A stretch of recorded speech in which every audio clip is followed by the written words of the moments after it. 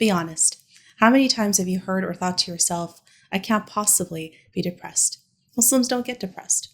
They just need to pray more. This kind of thinking is unfortunately all too common in the Muslim community. In fact, I've heard enough shuyukh themselves actually make statements like, Al-mu'minu la yusabu bil-ikti'ab, that believers do not get afflicted with depression, to know that this kind of denial runs really deep in our community. This rhetoric is incredibly problematic and actually goes against the way of the Prophet Muhammad sallallahu alaihi wasallam, as we discussed in the first video of this series. Then there's the many of us who ignore the biological, genetic, and environmental explanations for mental illnesses and instead insist that mental illnesses can only be cured spiritually. When in reality, mental illnesses are multifactorial. They can be any combination of biological, genetic, environmental, and or spiritual.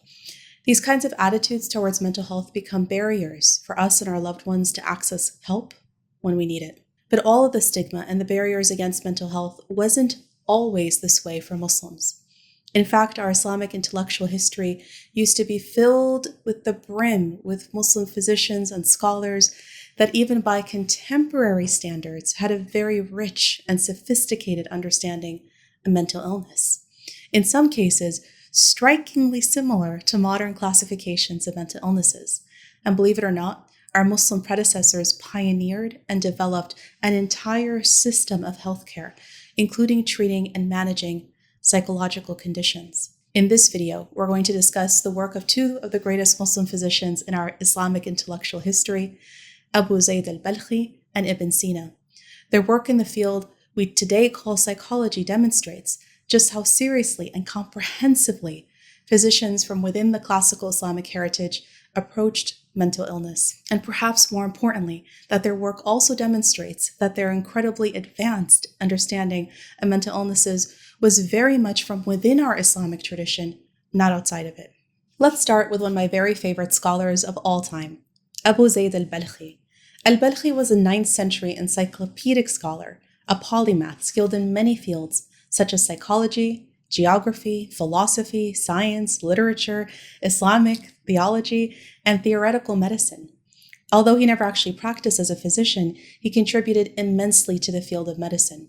And what he was most famous for actually was geography. He had an entire school called the Balkhian School of Geography named after him. And one of his main surviving treatise is essentially a psychology manual. It's a book called Masalih al-Abdan wal-Anfus, recently translated by Dr. Malik Badri as Sustenance of the Soul, where he dedicated half of the book entirely to psychological illnesses.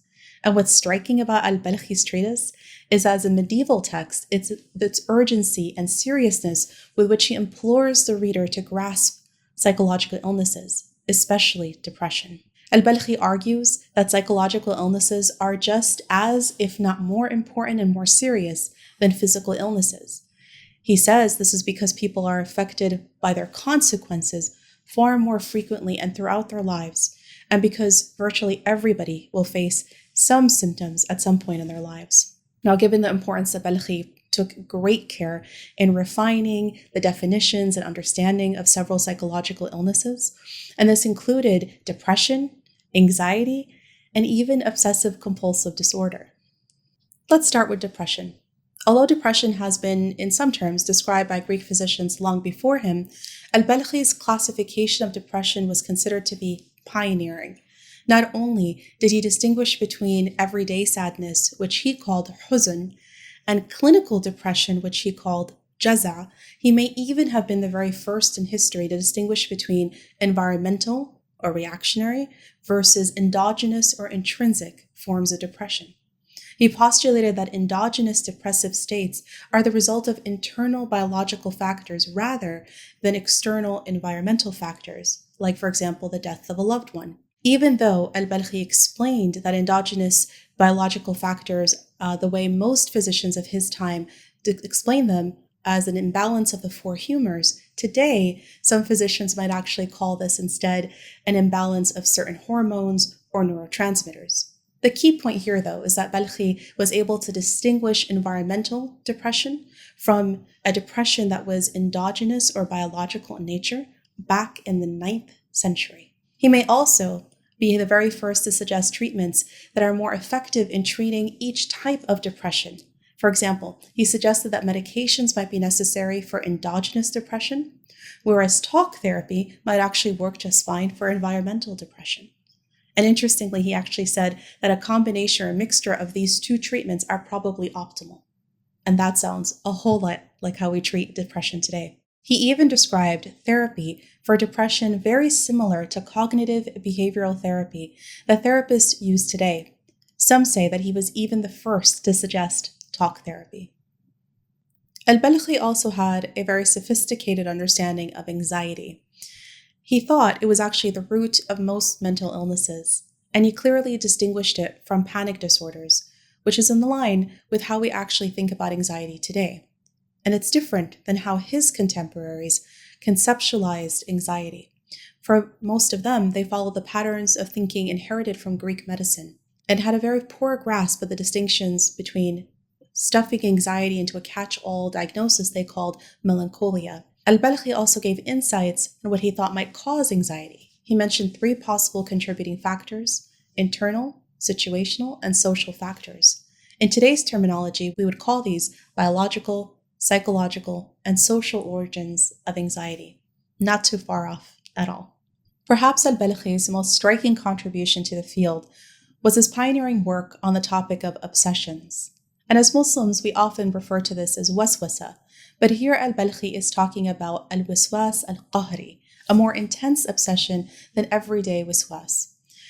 And this is where some of my own personal research comes in, because when I came across his original Arabic treatise, as someone trained in both the classical Islamic sciences and psychiatry, as I read through Balkhi's manuscript, I really thought I was seeing maybe a pre-modern description of obsessive-compulsive disorder. Now, the books of history on psychology attribute the very first and very brief mention of OCD to Robert Burton in the 17th century, and say that it wasn't until the 19th century that a more complete description of OCD was found.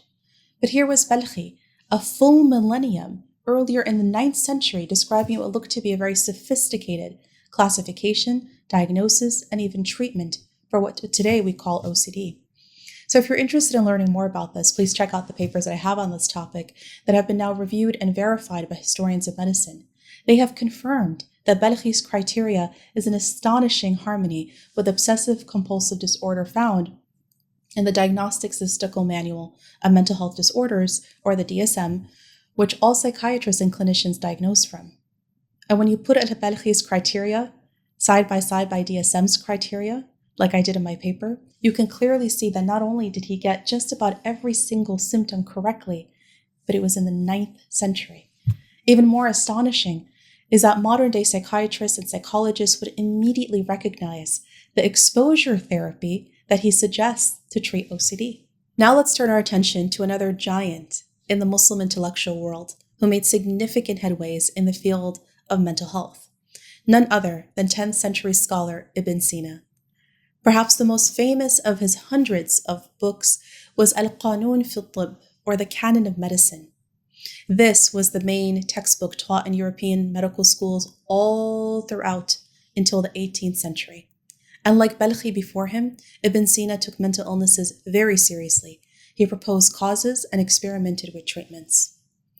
His discussion of psychosis in the Canon of Medicine clearly demonstrates this. Where many of his contemporaries recognized psychosis as parts of other commonly discussed conditions, like the catch-all phrase melancholia that we talked about before, they hadn't yet classified or understood it as a separate condition. By contrast, Ibn Sina describes independent condition that he calls junun mufrit, where he understood and saw a form of psychosis independent from other conditions. So it is clear that he appreciated the distinctions between this type of junun and other types, like manic depressive psychosis, for example, as well as mania that comes from rabies and other conditions that he dedicated separate sections to in his book. Now, in the Western world, this distinction and classification was not accomplished until schizophrenia was first discussed and conceptualized as a distinct mental illness in the late 19th century. And in terms of causes, Ibn Sina suggested that psychosis originated from the midbrain, His proposal was that the cause was neurological and not due to the four humors or other liquids in the body, and this was revolutionary and far ahead of his time. Ibn Sina and Al-Balkhi are just two examples of scores of Muslim scholars whose precocious genius allowed them to understand the complexities of mental illness as much more than just a weakness of faith or the result of jinn possession. And while many Muslim scholars recognize the impact of spirituality on mental health, we can see that our scholars did not stop there. They took mental health seriously, and they believed that therapies could also be found in the world of medicine and talk therapy. Perhaps we, as modern-day Muslims, should keep in line with our own tradition and heritage and follow suit. And if you want to know more about this remarkable Muslim intellectual history as it relates to mental health, I encourage you to check out our website, and if interested, even collaborate with us at the Stanford Muslim Mental Health Lab. We have an entire line of research dedicated to unearthing the brilliant works of Muslim scholars like Al-Balkhi and Ibn Sina, and much, much more to come, inshallah. May Allah subhanahu wa ta'ala accept our efforts and the efforts of our predecessors and allow us to carry their legacy onward. Allahumma ameen.